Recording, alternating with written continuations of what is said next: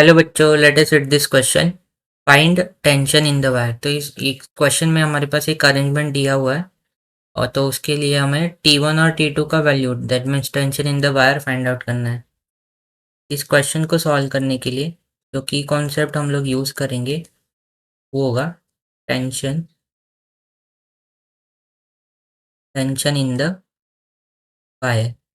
Suppose हमारे पास ऐसा कुछ अरेंजमेंट है। ये हमारा स्ट्रिंग है जिससे हम लोग ने एक मास m को अटैच किया है। तो ड्यू टू ग्रेविटी ये मास के ऊपर डाउनवर्ड डायरेक्शन में mg फोर्स एक्ट होगा और उसके वजह से जो है अपोजिट डायरेक्शन में जो स्ट्रिंग जो है वो स्ट्रेच होगा, उसकी वजह से इसमें टेंशन जनरेट होगा और ये जो टेंशन आएगा इसका वैल्यू mg के इक्वल होगा। तो अगर क्वेश्चन की बात करें तो क्वेश्चन में हमें क्या दिया है,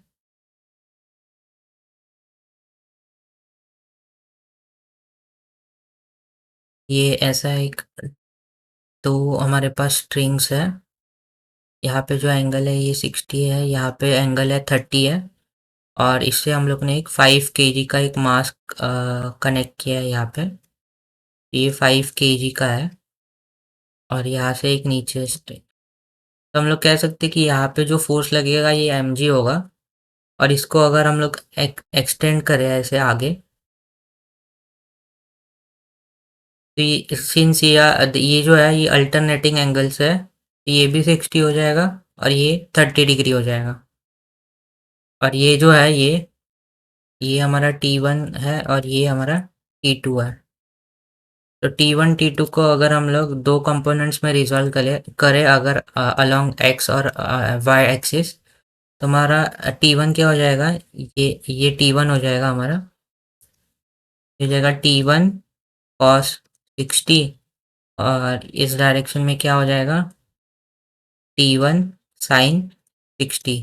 सिमिलरली अगर हम लोग ये सेकंड वाला T2 जो है उसको अगर रिजॉल्व करें दो कंपोनेंट्स में, तो ये हो जाएगा T2 cos 30 और ये हो जाएगा T2 sin 30। तो अगर हम लोग पहले अलोंग एक्स एक्सिस बात करें, तो यहाँ पे लिखे अलोंग एक्स एक्सिस। अगर अलोंग एक्स एक्सिस हमें देखे तो हमारे पास दो कंपोनेंट्स प्रेजेंट है, T1 cos 60, ये किसके इक्वल है T2 cos 60 के, सॉरी cos 30 के। तो हमें पता है cos 60 जो होता है वो हाफ होता है, तो यहाँ से आएगा T1/2 will be equal to √3/2 T2। तो यहाँ से हमें T1 और T2 के बीच में रिलेशन मिल जाएगा। T1 जो आएगा वो √3 टाइम्स T2 के इक्वल होगा। इसको हम लोग इक्वेशन 1 कंसिडर करते हैं। अभी यहाँ पे हम लोग अलोंग y एक्सिस चेक करते हैं। तो अलोंग y एक्सिस क्या हो जाएगा, along y axis we can say that T1 sin 60 plus T2 sin 30 जो है वो mg के इक्वल होगा। तो हम लोग लिख सकते हैं T1 sin 60 plus T2 sin 30, ये किसके इक्वल आएगा mg, क्योंकि डाउनवर्ड डायरेक्शन में mg फोर्स लग रहा है। तो sin 60 होता है √3/2, ये T1 प्लस sin 30 होता है हाफ, तो ये हो जाएगा T2 divided by 2 equals to mg। Now हमें पता है from 1 we can say that T1 जो है वो √3 टाइम्स T2 होता है। तो यहाँ पे इसको पहले अगर हम लोग सिंप्लीफाई करें तो ये हो जाएगा √3 T1 plus T2 will be equal to, ये दोनों का 2 जो है वो राइट हैंड साइड में अगर भेज देंगे तो ये हो जाएगा 2 टाइम्स mg। और T1 की जगह पे अभी अगर हम लोग √3 T2 सब्स्टिट्यूट करें तो ये हो जाएगा √3 इंटू √3 T2 एक plus T2 will be equals to 2 times mg। ये √3 हो जाएगा 3,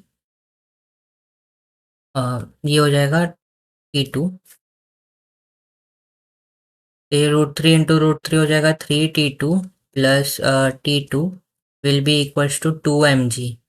तो यहाँ से हमें क्या मिलेगा, 4T2 will be equal to 2mg।